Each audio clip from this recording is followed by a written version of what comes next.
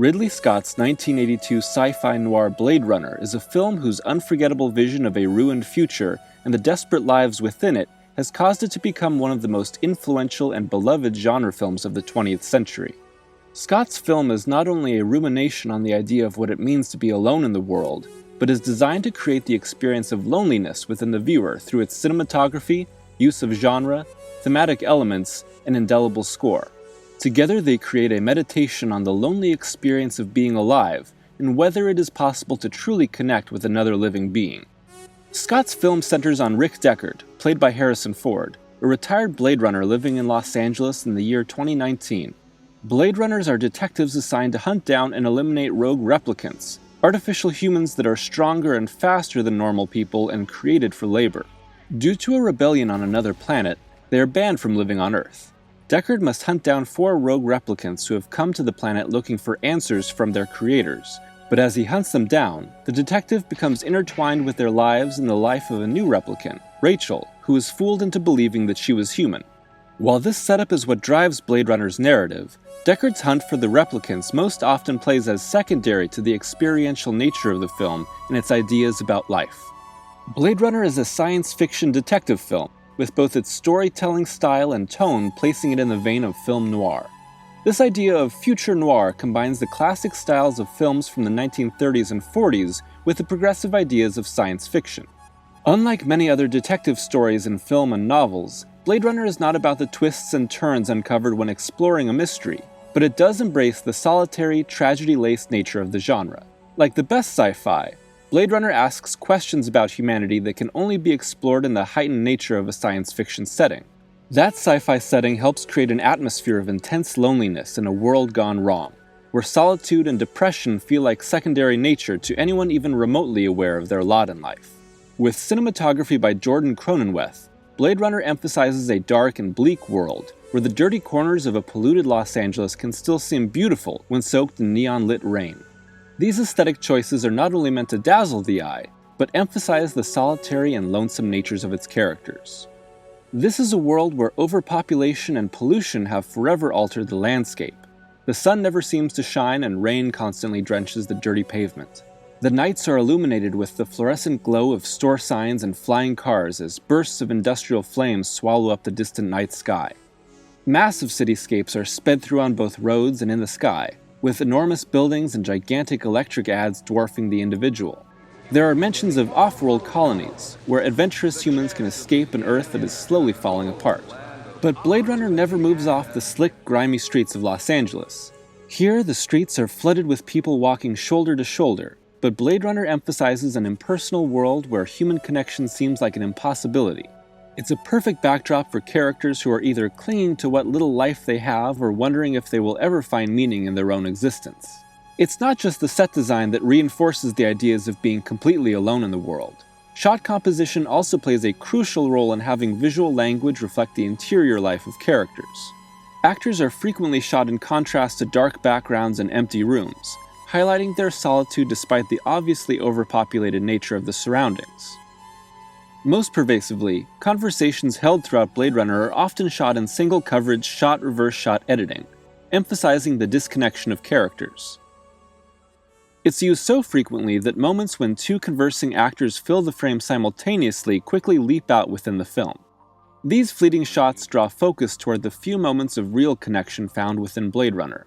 While many scenes show the urban overpopulation found on the streets of future Los Angeles, these crowds are frequently filmed as contrast to the individual. As characters traverse streets and work their way through the masses, camera coverage stays tight on them, keeping them in focus within the chaos and providing a greater sense of isolation within the frame. Consider Deckard's chase of the replicant Zora, which uses crowded streets as a complication in their cat-and-mouse game, yet almost always remains intensely focused on the 2 characters. Their conflict is what connects them, and the fatal results play out in a moment of tragic, isolated loss that is ignored by almost all except for Deckard. These deliberate visual choices add up to an experience that translates the often ephemeral yet overwhelming feelings of isolation, loneliness, and depression into a literal, measurable cinematic expression. Working in tandem with the visual motifs of loneliness is composer Vangelis' score, which further envelops the viewer in this neo-noir world. Vangelis' soundtrack is largely composed of synthesizers, which interpret classical noir mood pieces through futuristic electronic sounds.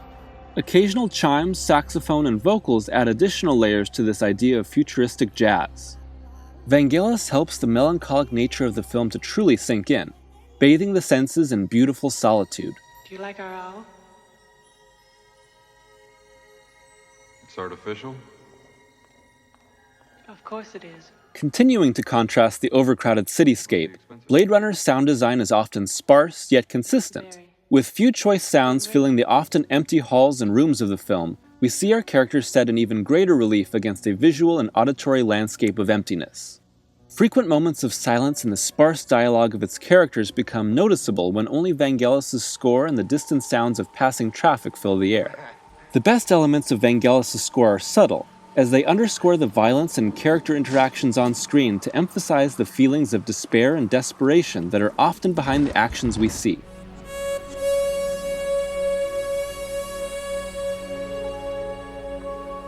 The musical centerpiece of the entire film can be found in Blade Runner Blues. This piece underscores a single lonely night for all of the characters involved in the story, each of them searching for connection and meaning in their own ways. The piece first appears as Deckard and Pris each separately search for connection, filling the rainy and steam-filled night with so much mood you can practically feel it under your skin. It then returns as Deckard guns down Zora, the first replicant he kills on screen. As Zora is shot repeatedly while running away, she twirls and breaks through multiple panes of glass in slow motion, finally coming to rest on the ground among broken shards that reflect a neon night.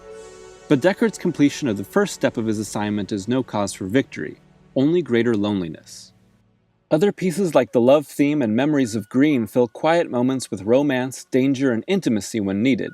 However, there's something about Vangelis' work that always feels slightly at a distance from the viewer.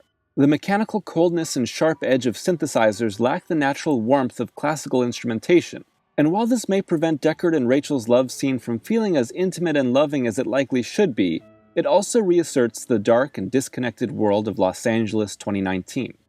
Perhaps Blade Runner's most significant recurring element within the theme of loneliness comes in its constant focus on eyes. In its very first shot, Scott has his focus close up on an eye, and this choice helps place the audience's focus on these windows to the soul, which reoccur in what the characters say, the nature of the Voight-Kampff replicant test, the visual motif of artificial eyes shown through a camera reflection, and even acts of violence. I design your eyes. Joe, if only you could see what I've seen with your eyes. For what a person sees can only truly ever be known by the individual, and no amount of communication can ever fully share the experience. And if all there is in life is what we see and remember, then Blade Runner asserts that we are all essentially alone in the end. This extends to both human and replicant. No matter the origin of a living being, we all must go through life burdened by the inescapable future of our death and the loneliness of life.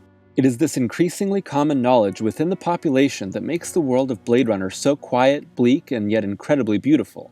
But this shared existence means that the attempt to reach out to another person and make a real, lasting connection is worth the pain and loss it often causes, even if there will always be some form of divide between individuals. We see this play out in the relationships forged between the characters of Blade Runner. From the start, Deckard is shown as terribly alone, living in a tattered and cluttered apartment while pursuing a case that forces him to reevaluate how he sees both replicants and himself. Like Deckard, Rachel is alone in life as well, processing the world-shattering revelations of what she is, a replicant. Together they begin to forge what could well be the first real connection of both of their lives, and the only relief from the feelings of despair and isolation that seek to overwhelm them at every turn. In a world filled with lonely people, the characters who have the greatest connection with one another are the supposedly worthless replicants. Zora, Pris, and Leon have come to Earth to try and extend their 4-year artificial lifespans and are led by Roy Batty, played by Rutger Hauer. In constant fear of death, these 4 are pushed to live life to the fullest. But each are heavily burdened by the imminent nature of their deaths and die alone despite their camaraderie.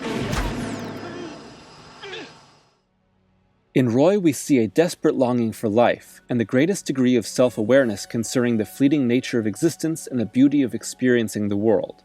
That passion explodes into terrifying anger and violence at times, but also reveals a deeper appreciation for life. He too must face death alone, but in his final moments chooses to spare Deckard's life in an effort to share at least a small piece of his life with him, and speaks on the memories and sights that will be lost with his death. I've seen things you people wouldn't believe.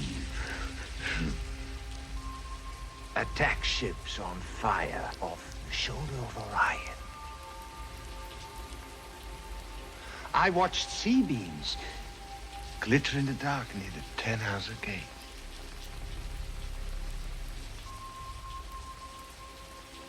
All those moments will be lost in time,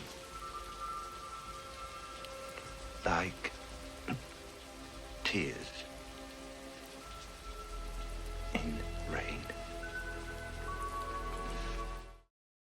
If all we are is what we have seen and remembered, then by sparing Deckard and imparting a shared memory to him, Roy has managed to find a deeper connection that defies the everlasting emptiness of death. As Deckard and Rachel assert their love for one another in the aftermath of Roy's death and head out into an uncertain future together, we glimpse real connection within a dark and desperate world. Something has changed within Deckard, and a life set adrift in an uncaring world finally has a purpose, even if danger closes in on all sides. Existing in the world of Blade Runner and living in our own real world can be an isolating, grief-stricken experience, with the idea of real human connection feeling like an impossibility at times. However, we are all essentially the same at our core, even if what connects us is an existential isolation. That reality is as starkly and unforgettably reflected in the dangerous future days of Blade Runner today as they were first revealed 35 years ago.